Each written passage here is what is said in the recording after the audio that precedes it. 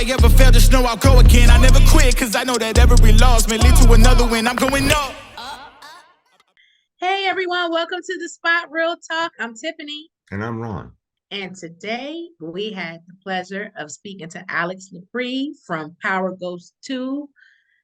And you got to tap in. It was a great interview. A beautiful roundtable with other influencers. And I think I'll stop calling her Effie. She's a beautiful woman. Effie, I will use the name accordingly now because it was a great interview. You have to check it out. Okay, hi, I'm Ariana with Fresh Pair of Eyes. How are you? I'm good. How are you? I'm good. So we see that Effie is warning Tyreek about all of the danger that is heading his way in these first two episodes.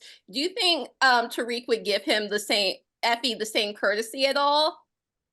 Wow, you know what? Nobody has asked me that question. Yeah, I would like to think that he would.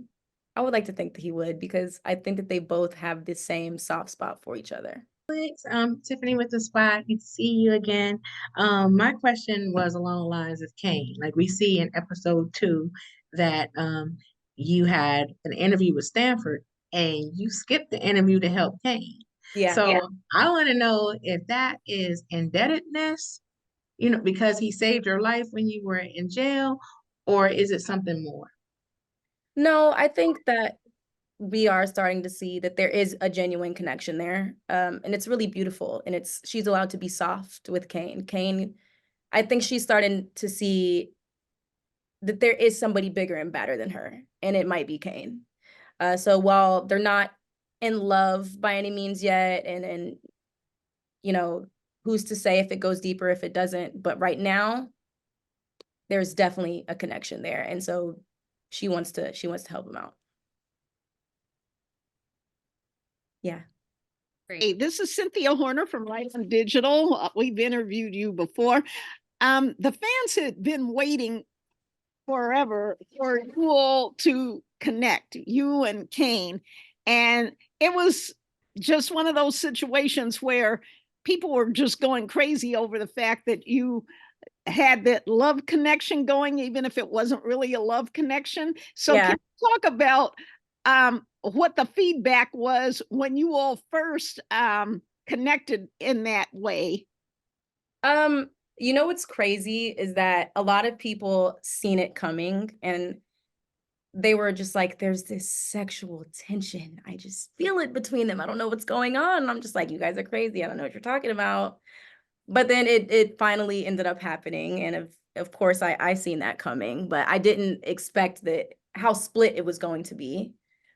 A large majority is for her and Kane, whether it be because they love the way they look together, they love their steaminess together, their attitude. But then there's a large majority that's still on the Tariq train because we love Tariq, right? That's her ride or die. They have been right-hand men together since season 6. So very 50-50. Great answer. Thank you. Of course. Pleasure to be here with you. And you are stunning, as always. Thank you. My question, though, is does Effie understand that you can't serve two masters? And in her case, it's possibly 3. We have Noma, Monet, as well as Kane. And this seems like a recipe for disaster. What do you think? Absolutely. I definitely agree. But she's always been super, super snaky. So she weasels her way in and weasels her way out. And she's been able to avoid some really terrible scenarios. I think that she's a great talker and she's very smart and she's very cunning. So a lot of ways that a lot of other people would find themselves slipping up and being in some serious trouble, she's able to offer up her value and her knowledge and her willingness to work to be able to serve multiple people. Like, I don't know how a manipulator is a great word. I don't know how she's able to do it, but she just does every time. So we see that Effie has these dreams of going to Stanford. Do you think her history in the drug game will help her or hinder her when she is trying to move on to a more professional, traditional life? Well, it'll help her in the way that she has just work drive. She has a drive like no other, and she has book and street smarts now, which I feel like is very helpful in a lot of situations. But see a place of her history not coming back up. Like, you are dealing some serious drugs here. You are playing with some serious felons or soon to be felons. Like, it's trouble all the way around. It'll follow her for the rest of her life, probably. You have really evolved over the past several seasons, and your look has evolved as well. And you're just becoming more and more beautiful. You were always beautiful, but Thank you. let's talk a little bit about your hair tips. What have they been doing with you on set, and is the way they do your hair on set some of the ways that you like to wear your hair when you're not working? Yeah, we've definitely had our trials and tribulations with my hair. I have really, really curly hair, and it definitely fights back. So we're always looking for something that is easy and as quick as possible, but it's still really like hip and into the times. So honestly, we just had a lot of fun playing around. I love my ponytails. Like, I wear my slick back ponytails in life every every week, it seems. So the buns, the ponytails, love, love, love. I really love my natural hair, which we don't do too much on the show.